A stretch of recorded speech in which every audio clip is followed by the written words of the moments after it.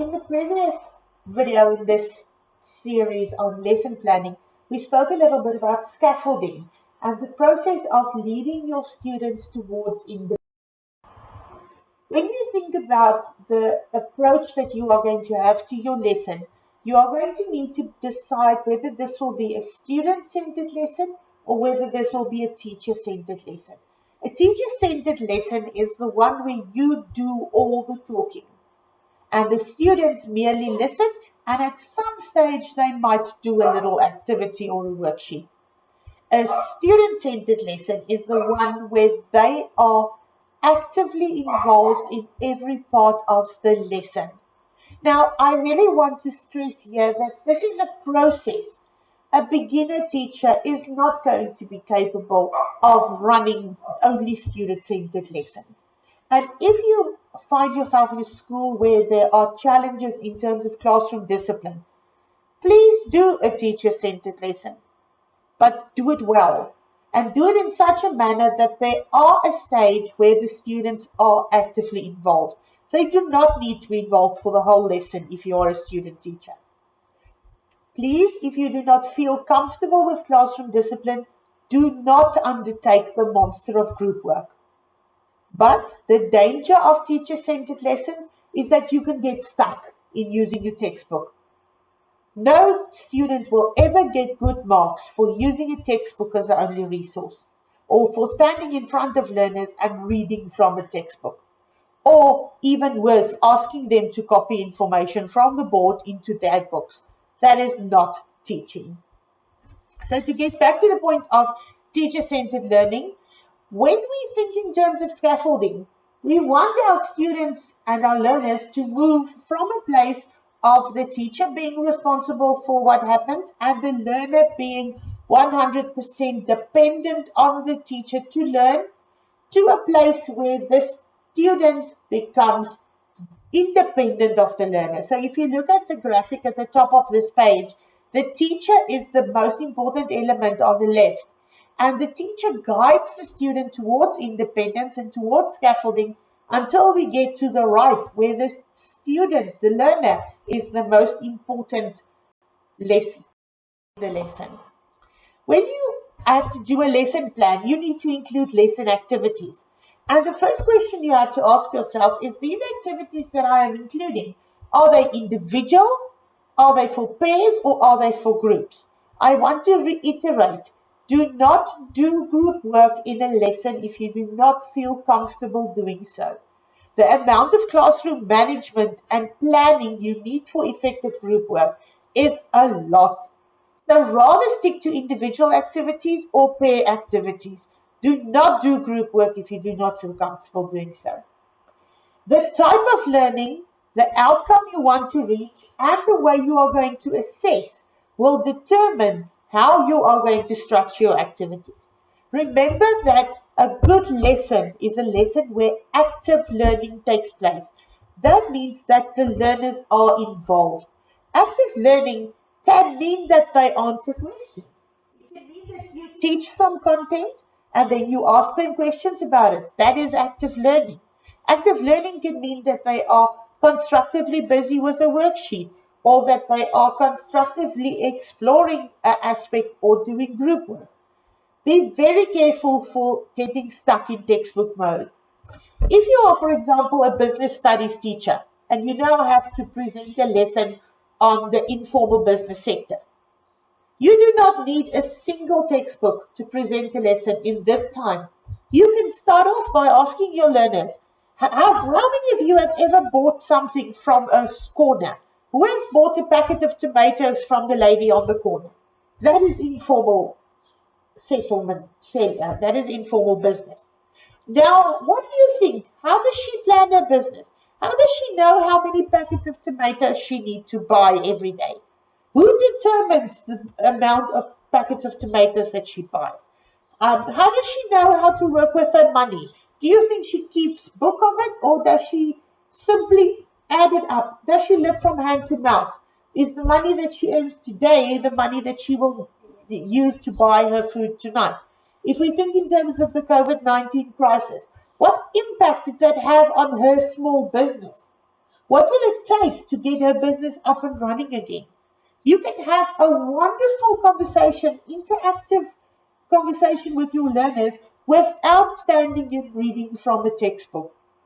So think back to the 4 reasons that I taught you why learners learn.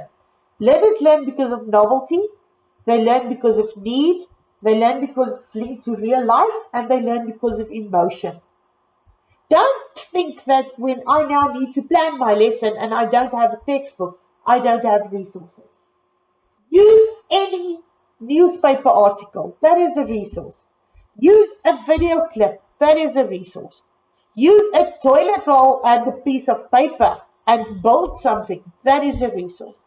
So when you think of in terms of activities, do not get stuck in textbook mode, and please don't read from a textbook. That is not teaching. When you think of in-class activities, you need to stimulate student engagement. We need them to realize that the learning is linked to the outcomes. I get back to constructive alignment. And they need to know why they are learning something. What outcome am I trying to reach? A very, very important aspect when you plan learner activities is that classroom activities can never be used simply to keep children busy or to pass the time until the bell rings. It should be used for assessment. It should be used to learn new information. It should be used to meet the lesson outcomes. So after you set your lesson outcomes and after you've decided what content you are going to use, now you have to do the activities. So the activity either needs to help them learn the new information or it needs to reinforce this new information. So I taught you something now. Now we're going to do an activity where we're going to apply that knowledge or where we are going to solidify that knowledge. So it is important that we do not say something only once. If I explained it only once, I have to revise it. How do I revise it? Very often by doing an activity. As I said, there's 3 types of classroom activities that you can consider. The first is an individual activity. The learner works by themselves. So you can explain a little bit of work and then you can have them do a little activity. You can mark the activity with them and you can give them another little activity. It is not a good plan for a lesson plan to say the teacher explains something and for the rest of the period the learners are busy with a worksheet. We need engaged learning. Engaged learning means that you as a teacher are actively involved, that the learner is actively involved, that it is a reciprocal process. So it's not the teacher talks for half a period and then the learners for half a period.